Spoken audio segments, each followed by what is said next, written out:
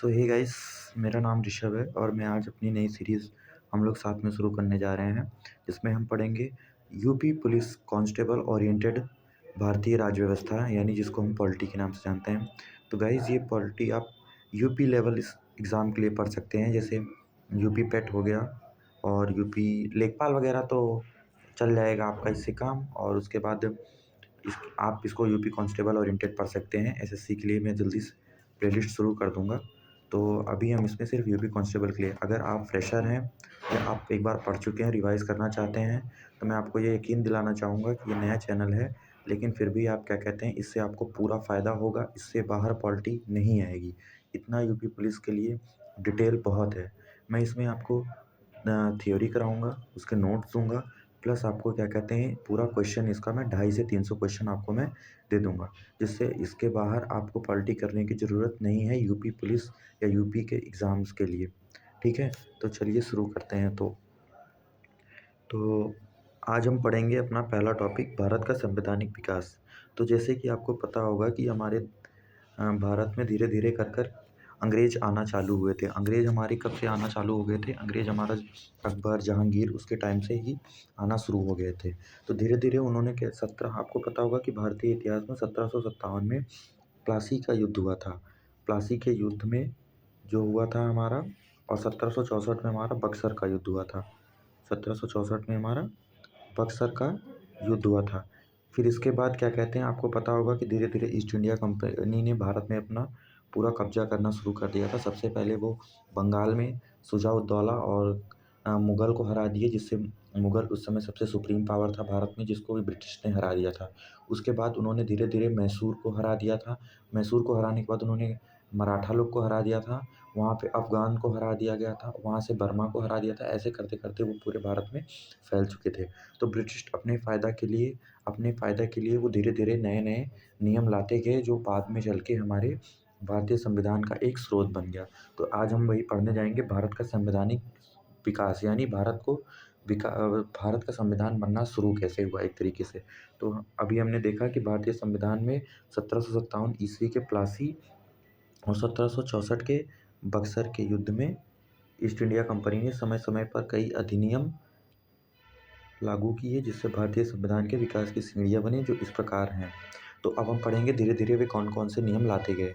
Guys, आपको ये पहली दूसरी वीडियो हो सकती है, मैं थोड़ा सोर्स अपना अच्छा कर लूँगा, आपको अच्छा कंटेंट मिल रहा है, आप बिल्कुल बेफ़िक्र रहिए, आप इसको पढ़ते रहिए। बस इसके बाद मैं आपको क्वेश्चन दे दूँगा 2-250 की, विश्वास मानिए, उसके बाहर आपका यूपी पुलिस कांस्टेबल में क्वेश्चन नहीं फँसेगा। मेरा विश्वास करिए, मैं खुद इतने दिनों से पढ़ रहा हूँ, मैं 2 साल 3 साल हो गया, मैंने कम से कम अपनी पॉलिटी 5 से 6 बार रिवाइज़ कर चुकी है, 7 बार। ठीक है गाइज़? तो विश्वास रखिएगा। चलिए, मैं छोटा-छोटा रखूँगा ताकि वीडियोज़ आपको रिवीज़न कर सकें, या फिर आप न्यू हैं फिर भी आपको बहुत ज़्यादा लंबा, बहुत ज़्यादा टाइम ना देना पड़े। आप कुछ काम करते वक़्त भी वीडियोज़ दे सकते हैं, थोड़ा बहुत दिमाग में आपके बैठ जाएगा। तो देखो गाइज़, 1773 का रेगुलेटिंग एक्ट आया था। सॉरी, 1773 का रेगुलेटिंग एक्ट आया था। ये जो था 1764 में जो हमारा बक्सर का युद्ध हुआ था, उसके बाद पहला एक्ट आया था। ये एक्ट में देखिए, सबसे पहले ब्रिटिश लोगों ने बंगाल में ही अपना मेन सेंटर उसको रखा था, क्योंकि उस समय बंगाल जो था वो बहुत प्रॉस्परस था। बहुत प्रॉस्परस मतलब बहुत ही ज़्यादा वहाँ पे बहुत ही हिसाब से अच्छी-खासी दोआब का रीजन था वहाँ पे। आप जानते हैं ब्रह्मपुत्र है, गंगा वहीं पे बहती है, ब बंगाल की खाड़ी है, बहुत ही मतलब अच्छी जगह थी। वहाँ पे बहुत ज़्यादा सोना, चाँदी, ऐसे मतलब प्रॉस्परस बहुत धनी था वो। तो वहाँ पे ब्रिटिश आए, तो वहाँ पे जो उन्होंने सबसे पहले गवर्नर बनाया था बंगाल का। तो इस एक्ट जो 1773 का रेगुलेटिंग एक्ट है, इस एक्ट के तहत बंगाल के गवर्नर को बंगाल का गवर्नर जनरल का पद पद जो था, उसका नाम बंगाल का गवर्नर जनरल कर दिया गया, जो कि पहले बंगाल का गवर्नर था, अब बंगाल का गवर्नर जनरल कहलाया जाएगा।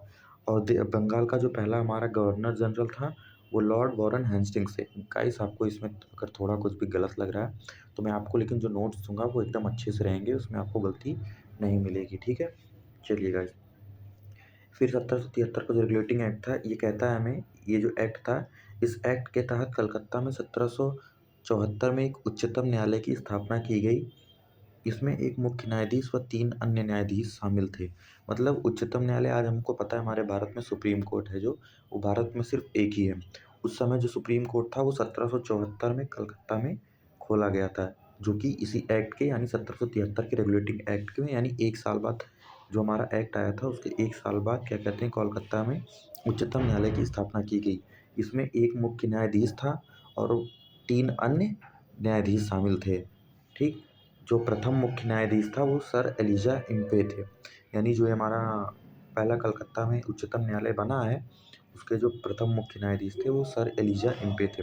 फिर उसके बाद हमारा आता है 1784 का पिट्स इंडिया एक्ट। तो सबसे पहले हमारा आया 1773 का रेगुलेटिंग एक्ट, उसके बाद 1784 का पिट्स इंडिया एक्ट आता है। इस एक्ट के तहत द्वैध शासन यानी जो दोहरा शासन था उसकी शुरुआत हो गई थी। द्वैध शासन यानी जैसे राजा को क्या कहते हैं दे दिया गया था एडमिनिस्ट्रेटिव काम, यानी आप राजा को दे दिया गया था कि आप प्रजा को कोई भी दिक्कत है आप उसको सॉल्व कीजिए, और जो ब्रिटिश रहते थे वो प्रजा से धन इकट्ठा करने का काम करते थे। इससे क्या होता था ब्रिटिश को बिना कुछ किए धन मिल जाता था, उसी को कहते हैं द्वैध शासन। और ये शुरुआत कहाँ हुआ था सबसे पहले? तो सबसे पहले ये हुआ था हमारे बंगाल, बिहार, उड़ीसा साइड में ये हुआ था। 1784 का पिट्स इंडिया एक्ट। इसमें पहले तो सबसे पहले तो द्वैध शासन चालू हो गया था। उसके बाद कोर्ट ऑफ डायरेक्टरेट्स बनाई गई थी व्यापारिक मामलों के लिए। कोर्ट ऑफ डायरेक्टरेट जो बनाया गया था वो व्यापारिक मामलों के लिए, ये देखो यही मैं बता रहा हूँ आपको, एडमिनिस्ट्रेटिव जो काम था इसमें क्या कहते हैं व्यापारिक काम के लिए जो होते थे वो कोर्ट ऑफ डायरेक्टर थे। और बोर्ड ऑफ कंट्रोलर जो थे वो राजनीतिक मामलों के लिए, जैसे बंगाल में भी राजनीतिक मामले यानी किसी राजा से युद्ध करना हुआ, किसी राजा को कोई पॉलिसी अपनानी हुई तो उसके लिए बोर्ड ऑफ कंट्रोलर रहेंगे, और जो बोर्ड ऑफ डायरेक्टर रहेंगे वो वहाँ पे व्यापार देखेंगे बंगाल में ही, ठीक? फिर उसके बाद आता है हमारा 1813 का चार्टर एक्ट। गाइस इसके बीच में भी हमारे बहुत से बीच-बीच में कुछ आए थे, लेकिन उतना इम्पोर्टेंट आपके लिए नहीं है, मेन आपका यही है, ठीक? 1813 का चार्टर एक्ट। इ इस चार्टर एक्ट द्वारा पहली बार ईसाई मिशनरियों को भारत में धर्म धर्म प्रचार करने की अनुज्ञा दी गई। मतलब क्या कहते हैं जो पहले ईसाई मिशनरी आने लगे हमारे भारत में, धीरे-धीरे उन्होंने कन्वर्जन शुरू कर दिया। कन्वर्जन यानी क्या? वो बहला-फुसला कर, आपको पता ही होगा भारत में उस समय गरीबी हुई रहती थी। गरीबी मतलब हमारा भारत इतना समृद्ध था कि अंग्रेज उस हमारे उधर ही हमारे भारत में आए तभी तो। आज देखो वो हमें कहते हैं कि भारत बहुत गरीब देश है उनको, लेकिन उन्हें नहीं पता कि वो हमें ही लूट कर और क्या कहते हैं हम ही को गरीब कह रहे हैं। तो चलो गाइस आगे बढ़ते हैं। तो इस चार्टर एक्ट द्वारा पहली बार ईसाई मिशनरियों को भारत में धर्म प्रचार करने की अनुज्ञा दी गई। कंपनी के व्यापारिक एकाधिकार को समाप्त कर सभी ब्रिटिश व्यापारियों का व्यापार का अधिकार प्रदान कर दिया गया, किंतु चीन के साथ व्यापार और चाय के व्यापार पर एकाधिकार को बनाए रखा गया था। तो गाइस ये लाइन में हमें कह रहा है कि मतलब 1600 में जब हमारी ईस्ट इंडिया कंपनी बनी थी तो वहाँ की रानी थी एलिज़ाबेथ, उन्होंने क्या कहते हैं एक मोनोपोली साइन की थी। मतलब कि जो भारत में है वहाँ पे सिर्फ ईस्ट इंडिया कंपनी ही वहाँ पे क्या कहते हैं यूरोप की ईस्ट इंडिया कंपनी ही वहाँ पे क्या कहते हैं व्यापार कर सकती है, और कोई कंपनी वहाँ पे व्यापार नहीं कर सकती है। लेकिन जो 1813 का चार्टर एक्ट था उसमें जो क्या कहते हैं कंपनी का जो एकाधिकार था उसको समाप्त कर दिया गया। मतलब कि क्या कहते हैं अब यूरोप की दूसरी कंपनियाँ भी भारत में आकर व्यापार कर सकती हैं। लेकिन जो चीन के साथ चाय का व्यापार कर रही थी, उसमें क्या कहते हैं एकाधिकार को बनाए रखा। मतलब अब चीन के साथ व्यापार पहले भी यूरोप का ईस्ट इंडिया कंपनी करती थी, अभी भी यूरोप की ईस्ट इंडिया कंपनी ही करेगी और कोई कंपनी चीन के साथ व्यापार नहीं करेगी। और इस 1800 चार्टर एक्ट में इसमें कहा गया कि भारतीयों की शिक्षा पर प्रतिवर्ष 1 लाख रुपए खर्च करने का उपबंध किया गया। देखो गाइस ये जो जो नियम आ रहे हैं ना धीरे-धीरे, ये नियम ही देखना आगे चल के हमारे संविधान का स्रोत बनेंगे। तो इसको आपको याद रखना है, पेपर में ये आता है। उसके बाद 1833 का चार्टर एक्ट, सबसे पहले क्या आया हमारा 1773 का रेगुलेटिंग एक्ट आया, उसके बाद 1784 का पिट्स इंडिया एक्ट आया, उसके बाद 1813 का चार्टर एक्ट पढ़ लिया हमने, और अब हम पढ़ने जा रहे हैं 1833 का चार्टर एक्ट। तो इस चार्टर एक्ट के हिसाब से बंगाल के गवर्नर जनरल को भारत का गवर्नर जनरल बना दिया गया। तो देखो गाइस सबसे पहले क्या था हमारा 1773 का जो रेगुलेटिंग एक्ट था उसमें क्या था हमारा कि बंगाल के गवर्नर को बंगाल का गवर्नर जनरल पद नाम दिया गया। लेकिन अब 1833 में हमारा क्या हो गया कि बंगाल का जो गवर्नर जनरल था वो भारत का गवर्नर जनरल हो गया अब। और भारत के प्रथम governor general Lord William Bentinck थे। याद रखना गाइस कि जो बंगाल का जो आखिरी गवर्नर जनरल था वो भी लॉर्ड विलियम बेंटिक ही था। फिर बाद में इसको प्रथम गवर्नर जनरल बना दिया भारत का। इस एक्ट के परिणाम स्वरूप प्रथम विधि आयोग की स्थापना हुई जिसका प्रथम अध्यक्ष लॉर्ड मैकाले थे। मतलब गाइस ये जो हमारा क्या कहते हैं प्रथम विधि आयोग फर्स्ट इन्फॉर्मेशन जो आयोग था हमारा उसकी स्थापना की गई थी और इसको जो अध्यक्ष थे वो लॉर्ड मैकाले थे, ठीक। अब उसके बाद आता है देखो फिर उसके बाद हमारा 1857 में क्या हुई थी, क्रांति हुई थी, जिसको फर्स्ट क्रांति कहा जाता है, फर्स्ट वॉर ऑफ इंडिपेंडेंट कहा जाता है। भारतीय स्वतंत्रता का पहला युद्ध कहा जाता है। तो अब उसके बाद इन्होंने 1 साल बाद क्या किया कि अब जब देखा कि हमारे भारत वाले विद्रोह कर रहे हैं, तो इन्होंने क्या किया कि जो ईस्ट इंडिया कंपनी के पास सारे पावर थे, अब ये क्या करेंगे कि ईस्ट इंडिया कंपनी से पावर हटा देंगे। उनको सिर्फ़ क्या कहते हैं, बना देंगे कि क्या कहते हैं, वो सिर्फ़ व्यापार करें और जो सारा पावर था वो क्राउन के हाथ में यानी जो ब्रिटेन का राजा था उसके हाथ में चला जाएगा। तो 1858 का भारत शासन अधिनियम देखो पहले चार्टर एक्ट आता था लेकिन अब धीरे-धीरे क्या आने लगा भारत शासन अधिनियम क्योंकि अब यूरोप के लोग डायरेक्ट यानी यूरोप के जो राजा थे और वहाँ की जो गवर्नमेंट थी वो डायरेक्ट भारत पे अब शासन करेगी, इसलिए अब शासन अधिनियम आने लगा। इसके अंतर्गत भारत का शासन ब्रिटिश क्राउन के हाथों में सौंप दिया गया, वही मैंने आपको बताया। 1857 की क्रांति के समय लॉर्ड कैनिंग भारत का गवर्नर जनरल था गाइस।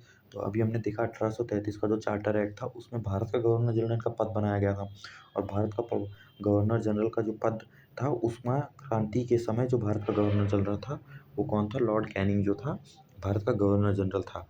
मैं तो गाइस लॉर्ड कैनिंग आपको बस जैसे पढ़ा रहा हूँ, एक रिस्पेक्ट होता है म्यूचुअल रिस्पेक्ट देने के लिए, बल्कि मेरा तो मन नहीं करता कि इनको क्या कहते हैं लॉर्ड कहूँ मैं, क्योंकि ये इन्होंने इतने क्रूर थे ये लोग, हमारे भारतीयों के साथ इतना गलत किया है कि इनको लॉर्ड तो कहने का मेरे को मन नहीं करता। इस अधिनियम में गवर्नर जनरल का पदनाम बदलकर भारत का वायसराय कर दिया गया तथा भारत के प्रथम वायसराय लॉर्ड कैनिंग बने। देखो गाइस, अभी यहाँ हमारा क्या हुआ था, 1773 का रेगुलेटिंग एक्ट था जिसमें बंगाल के गवर्नर को बंगाल का गवर्नर जनरल बना दिया गया।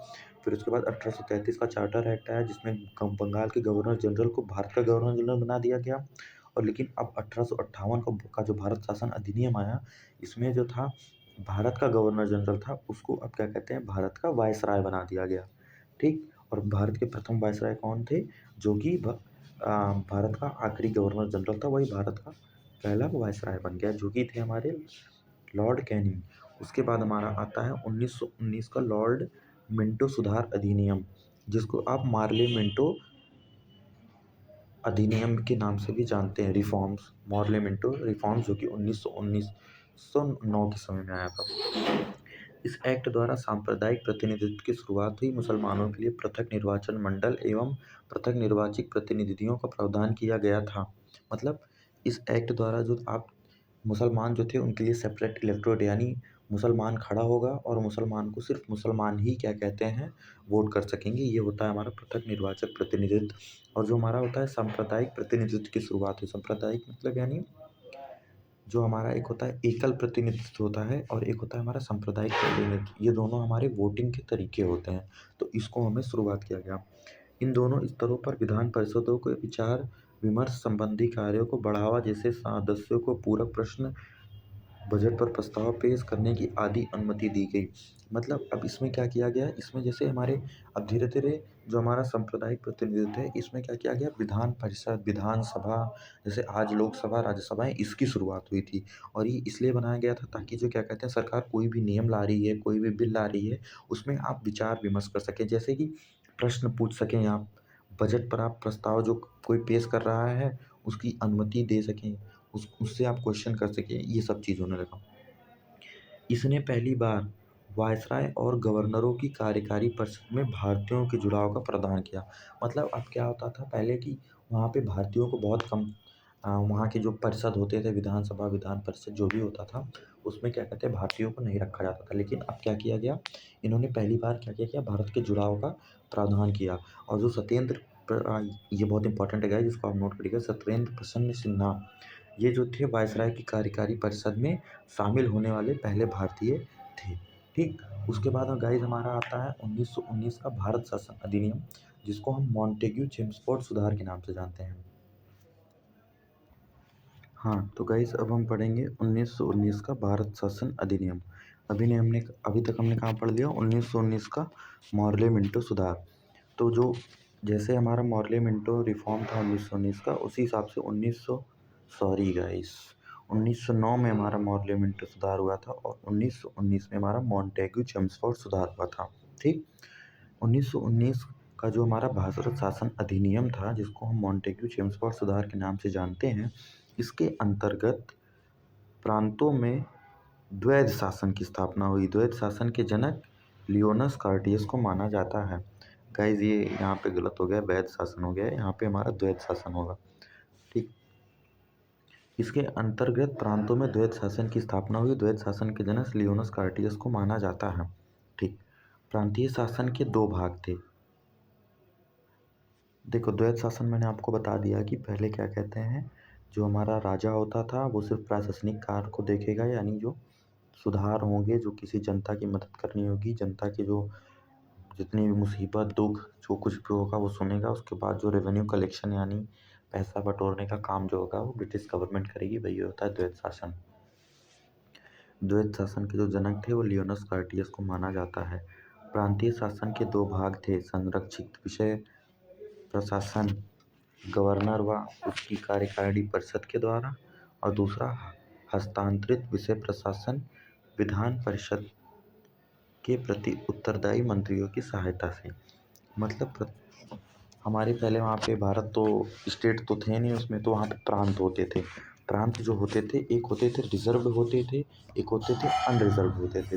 और जो रिजर्व प्रांत होते थे हमारे, जैसे वो प्रिंसली स्टेट्स वगैरह हो गए, जैसे जहाँ पे पहले राजाओं का शासन, जैसे मेवाड़ हो गया, उसके बाद उदयपुर हो गया, ठीक, उस तरीके से। तो प्रशासन गवर्नर, तो जो वहाँ पे हमारे संरक्षित यानी जो रिजर्व होते थे, वहाँ पे जो क्या कहते हैं प्रशासन करता था वो गवर्नर करते थे, और उसकी जो कार्यकारी परिषद थी, तो कार्यकारी परिषद मैंने आपको बताया पिछले में 1909 में ही आ गया था, जिसमें हमारे पहले सत्येंद्र प्रसाद सिन्हा जो थे वायसराय की कार्यकारी परिषद में शामिल होने वाले पहले भारतीय बने थे। ठीक, दूसरा जो अनरिजर्व हस्तांतरित विषय प्रशासन आया था वो था कि हमारा विधान परिषद के प्रति उत्तरदायित्व मंत्रियों की सहायता से वहाँ पे क्या कहते हैं काम होता था। ठीक, इस एक्ट द्वारा प्रथम बार महिलाओं को वोट देने का अधिकार मिला। हाँ गाइस, ये याद रखना, 1919 का भारत शासन अधिनियम हमें क्या कहता है, पर प्रथम बार महिलाओं को वोट देने का अधिकार मिला।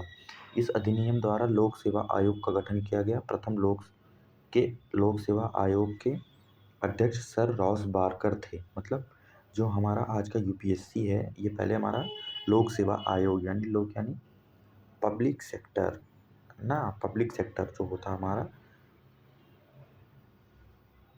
वहाँ पे क्या कहते हैं हमारा पब्लिक सेक्टर होता था। तो पहले क्योंकि वो यूपीएससी तो था नहीं ना, वो पहले पीएससी था, पब्लिक सेक्टर। ठीक, बाद में वो तो 1950 में यूपीएससी बना। तो यहाँ पे क्या कहते हैं प्रथम बार महिलाओं को वोट देने का अधिकार मिला। इस अधिनियम द्वारा लोक सेवा आयोग का गठन किया गया। प्रथम लोक सेवा के आयोग अध्यक्ष सर रॉस बारकर थे।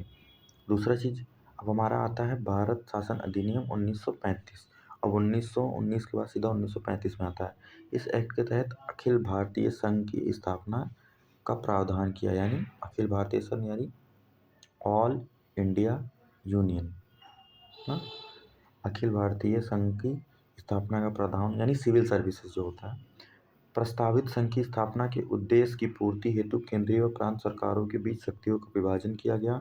संघ सूची में 59 विषय, प्रांतीय सूची में 64 विषय तथा समवर्ती सूची में 36 विषय शामिल थे। मतलब यहाँ पे क्या होने लगा, अब शक्तियों का बंटवारा होने लगा। पहले अब प्रोविंसेस जो होती थी, यानी जो हमारे क्या कहते हैं प्रांत होते थे, और जो हमारे संघ होते थे, उनके बीच अब शक्तियों का बंटवारा होने लगा। यानी जो संघ सूची थी उसमें 59 विषय रखे थे। मतलब संघ सूची में जो न्याय का कानून बनाना था वहाँ पे संघ ही बना सकता है 59 विषयों पर।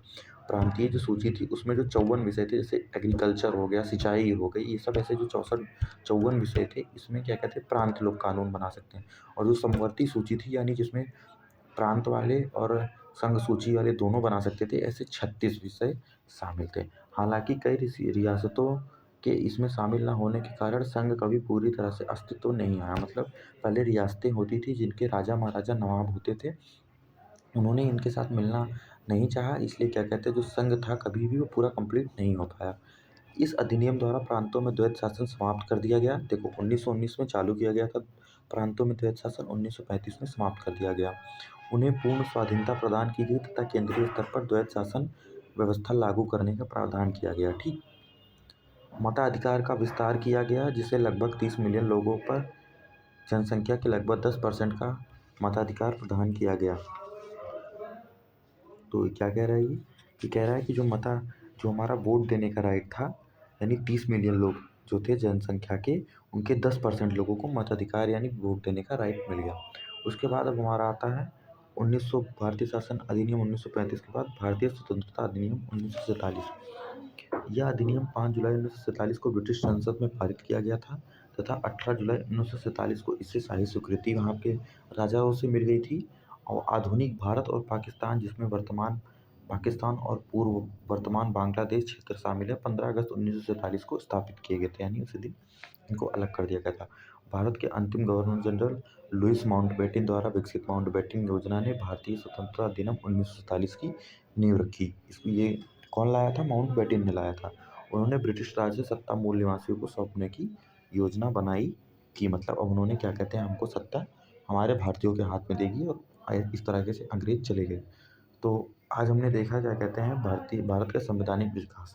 इसके बाद अब हम देखेंगे अगले वीडियो में संविधान सभा और प्रमुख समितियां, मतलब अब यहाँ तक तो भारत का अब जो ड्राफ्ट मतलब कैसे कैसे विकास हुआ धीरे धीरे संविधान में, वो तो आया। अब हमारा जो एक तरीके से ढांचा तैयार हो चुका था, ठीक, अब इसको निखारने की बारी थी। तो इसके लिए अब हमारे संविधान की सभाएं बनाई भारतीयों ने, और उसके बाद क्या कहते हैं, कई समितियां बनाई, उनको कुछ काम दे दिए गए कि आप इस काम को देखेंगे, आप इस काम को देखेंगे, तो उसको हम कल पढ़ेंगे। तो एक बार हम रिवाइज कर लेते हैं। तो भारत में 1757 और 1764 की लड़ाई के बाद ब्रिटिश पूरी तरीके से आ गए थे। उन्होंने 1773 का रेगुलेटिंग एक्ट दिया, जिसमें जो बंगाल का गवर्नर था वो बंगाल का गवर्नर जनरल होने लगा, और जो पहले बंगाल के गवर्नर जनरल थे वो वॉरेन हेस्टिंग थे। दूसरा 1784 का पिट्स इंडिया एक्ट आया। इस एक्ट के तहत द्वैध शासन का प्रारंभ हुआ, यानी कोर्ट ऑफ डायरेक्टर जो बनाए गए वो व्यापारिक मामलों के लिए, बोर्ड ऑफ कंट्रोल जो बनाए गए थे वो राजनीतिक मामलों के लिए। उसके बाद 1813 का चार्टर एक्ट आया। इस चार्टर एक्ट पहली बार ईसाई मिशनरी भारत में आने लगे। उसके बाद जो कंपनी का एकाधिकार था, किसी इनके अलावा कोई और भारत में व्यापार नहीं करेगा, उसको ख़त्म कर दिया गया, लेकिन चीन के साथ जो चाय का व्यापार था उसको रखा गया। उसके बाद 1833 का चार्टर एक्ट आया। इसमें बंगाल के गवर्नर जनरल को भारत का गवर्नर जनरल बनाया गया।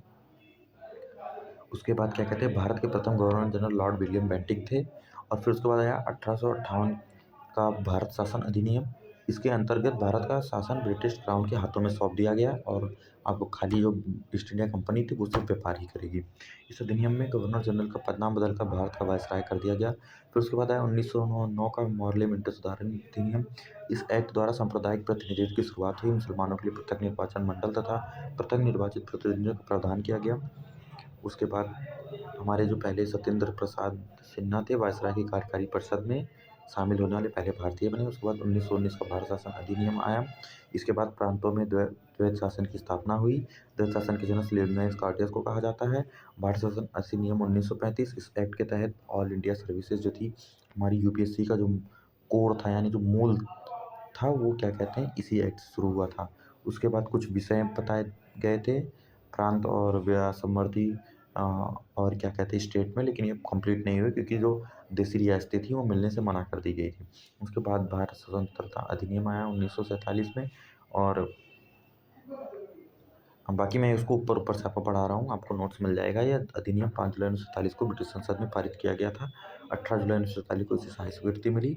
आधुनिक भारत और पाकिस्तान, जिसमें वर्तमान पाकिस्तान और बांग्लादेश के क्षेत्र शामिल है, 15 अगस्त 1947 को अलग कर दिए गए। भारत का अंतिम गवर्नर जनरल माउंटबेटन था। इसी ने 1947 की जो ये हमारी भारत स्वतंत्रता अधिनियम है, इसी की नींव रखी थी, ठीक। उन्होंने ब्रिटिश राज में सत्ता मूल निवासियों को सौंपने की योजना बनाई। तो आज की वीडियो में इतना ही। अगला वीडियो में हम बताएंगे आपको संविधान सभा एवं प्रमुख समितियाँ। तब के लिए bye bye, have a good